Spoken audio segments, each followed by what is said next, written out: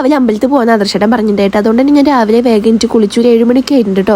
ഞാൻ വേഗം കുളിച്ച് താഴത്തേക്ക് പോവാണ് കേട്ടോ. കൺമഷിയും കമ്മലും ഒക്കെ താഴത്തായിരുന്നു കേട്ടോ. അപ്പോൾ ഞാൻ ഡ്രസ്സൊക്കെ മാറി സെറ്റ് ആയിട്ടോ. ആദർശേട്ടൻ രാവിലെ 6 മണിക്ക് അമ്പലത്തിൽ പോകണം എന്നൊക്കെ പറഞ്ഞതായിരുന്നു. പക്ഷെ ഞാൻ 6 മണിക്ക് എനിച്ചു. അതുകൊണ്ട് ഞാൻ നേരെ അടുക്കളയ്ക്ക് പോയി എല്ലാം സെറ്റാക്കി വെച്ചിട്ട് പോകാമെന്ന് വിചാരിച്ചു. കാരണം 1 മണിക്കൂർ ഞാൻ ഇങ്ങനെ ടാർഗറ്റൊക്കെ വെച്ചിട്ടാണ് ഞാൻ ഇപ്പോൾ പണികൾ ചെയ്യുന്നത്.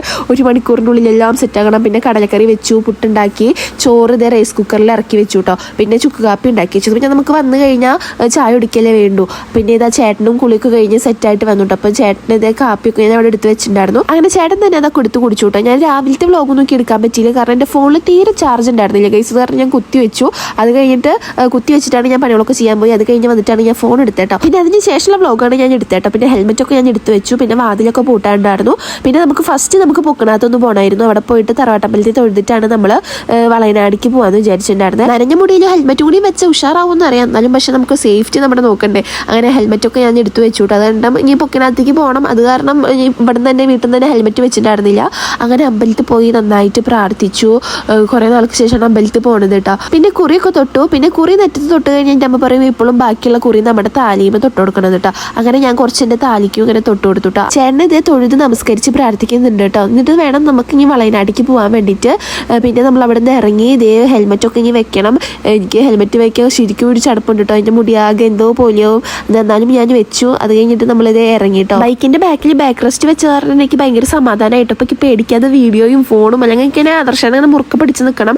ഈ സാധനം ഇല്ലാത്തതുകൊണ്ട് കുറേ നമ്മളിങ്ങനെ കുറച്ച് ഡേഞ്ചർ ആയിരുന്നു ഈ വണ്ടിയുടെ മുകളിൽ പോകാൻ വേണ്ടിയിട്ട്. കാരണം ബ്രേക്കൊക്കെ പിടിച്ച് നേരെ ബാക്കോട്ട് നമ്മൾ പോകും കേട്ടോ. പിന്നെ അമ്പലത്തിലെത്തി നമ്മൾ കുറച്ച് മറ്റേ എണ്ണയും തിരിയൊക്കെ വാങ്ങിച്ചിട്ട് പോകാൻ കേട്ടോ. ഏതൊരു അമ്പലത്തിൽ പോകുമ്പോൾ ഒരു പ്രത്യേക വൈബ് തന്നെയാണ് കേട്ടോ. ഒരു പോസിറ്റിവിറ്റി എന്ന് പറഞ്ഞാൽ അതൊരു വേറൊരു സംഭവം തന്നെയാണ്.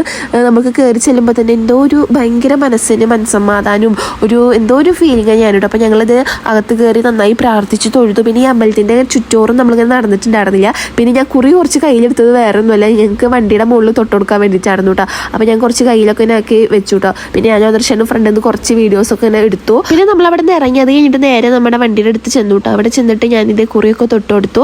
അത് കഴിഞ്ഞിട്ട് വീട്ടിൽ പോകാമെന്നാണ് പറഞ്ഞിട്ടുണ്ടായിരുന്നു. അങ്ങനെ വീട്ടിൽ പോകണ വഴിക്ക് ആദർശനം കണ്ടു. ഒരു തിയേറ്റർ കണ്ടപ്പോൾ അവിടെ നിർത്തിയിട്ട് ഏതോ ഒരു ഫിലിമിൻ്റെ ടിക്കറ്റൊക്കെ എടുത്തു. എന്നിട്ട് രാത്രി പോകാമെന്നൊക്കെ പറഞ്ഞു കേട്ടോ. അങ്ങനെ വീട്ടിലെത്തി ഉടൻ തന്നെ ഒടുക്കത്ത ദാഹം ഉണ്ടായിരുന്നു. ഞാൻ വേഗം നാരങ്ങ വെള്ളത്തിൽ ഉപ്പിട്ടിട്ട് കുടിച്ചു കേട്ടോ. അപ്പോൾ ആദർശേട്ടനും കൊടുത്തു. അങ്ങനെ 2 പേരും അതൊക്കെ കുടിച്ചു. അത് കഴിഞ്ഞിട്ട് അടുക്കളയ്ക്ക് ചെന്നു. ചായ വെക്കേണ്ടായിരുന്നു.